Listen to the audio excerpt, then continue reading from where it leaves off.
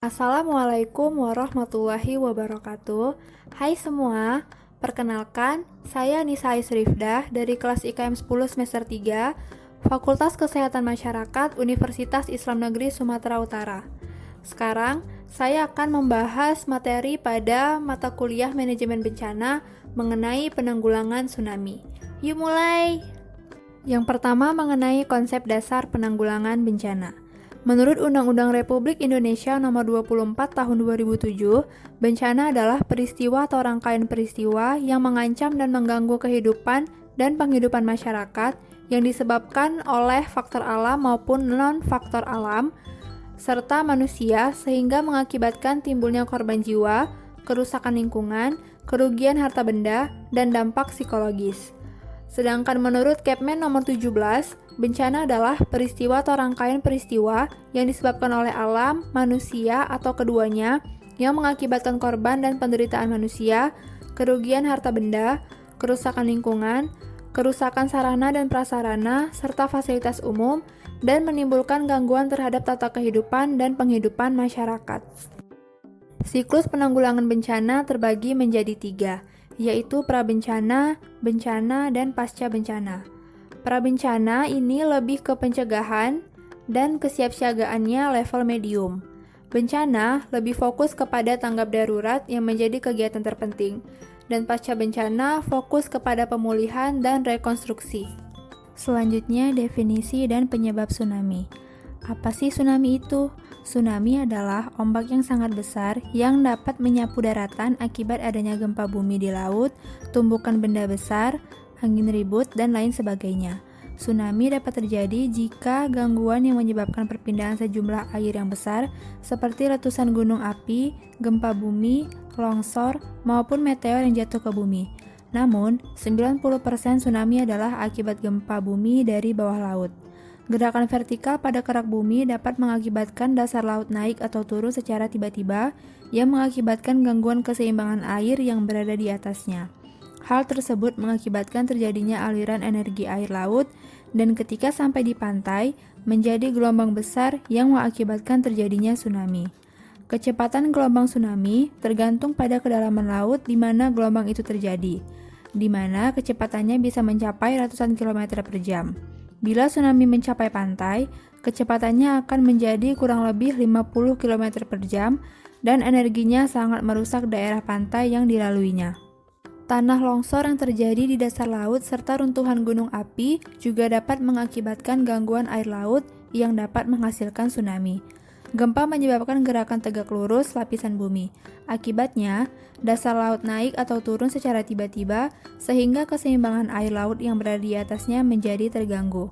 Demikian pula halnya dengan benda kosmis atau meteor yang jatuh dari atas. Jika ukuran meteor atau longsor ini cukup besar, dapat terjadi mega tsunami yang tingginya mencapai ratusan meter. Ternyata, gempa juga dapat menyebabkan tsunami loh. Inilah beberapa jenis gempa yang dapat menyebabkan tsunami. Yang pertama, gempa bumi yang berpusat di tengah laut dan dangkal, sekitar 0-30 km. Yang kedua, gempa bumi dengan kekuatan sekurang-kurangnya 6,5 skala Richter.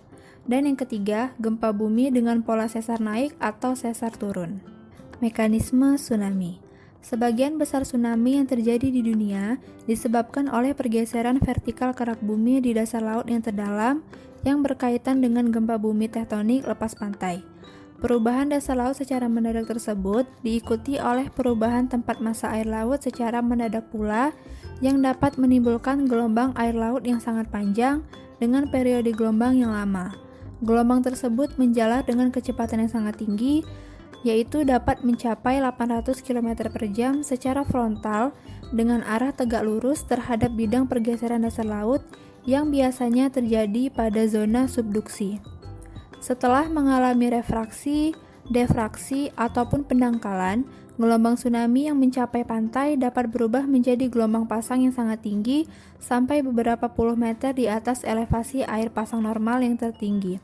Elevasi muka air laut tertinggi yang dapat dicapai oleh tsunami yang running up ke pantai dikenal sebagai run-up elevation, sedangkan elevasi terendah dikenal sebagai drawn down elevation. Sejalan dengan mekanisme tsunami, Gelombang tsunami juga memiliki beberapa karakteristik. Yang pertama, panjang gelombang yang amat besar. Yang kedua, periode gelombang yang lama. Yang ketiga, kecepatan penjalaran yang tinggi. Dan yang keempat, rasio antar panjang gelombang dengan kedalaman dasar laut. Ada beberapa kerusakan yang disebabkan oleh gelombang tsunami. Yang pertama, kerusakan struktural bangunan akibat gaya hidrodinamik gelombang. Yang kedua, keruntuhan struktur bangunan karena pondasinya tergerus air laut. Dan yang ketiga, kerusakan struktural akibat hantaman benda-benda keras. Yang terakhir yang akan kita bahas yaitu mengenai upaya penanggulangan bencana tsunami. Inilah beberapa hal yang dapat kita lakukan. Yang pertama, penataan kembali lahan pantai.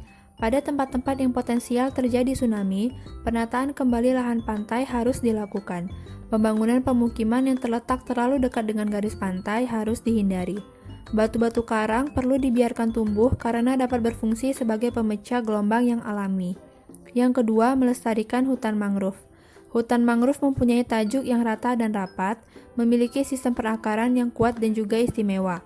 Hutan mangrove dapat mencapai ketebalan sampai 200 meter di garis pantai dan ketinggian pohon sampai 30 meter. Dengan kondisi seperti itu, hutan mangrove dapat berfungsi ideal sebagai perisai alami pelindung pantai dari ancaman gelombang tsunami. Yang ketiga, pembuatan gelombang pemecah. Salah satu metode untuk melindungi suatu daerah di tepi pantai dari gelombang tsunami adalah dengan membuat pemecah gelombang di laut atau overtopping seawall di darat. Kedua struktur tersebut harus cukup kuat dan stabil untuk menahan gaya hidrodinamik gelombang dan gaya-gaya lain yang timbul.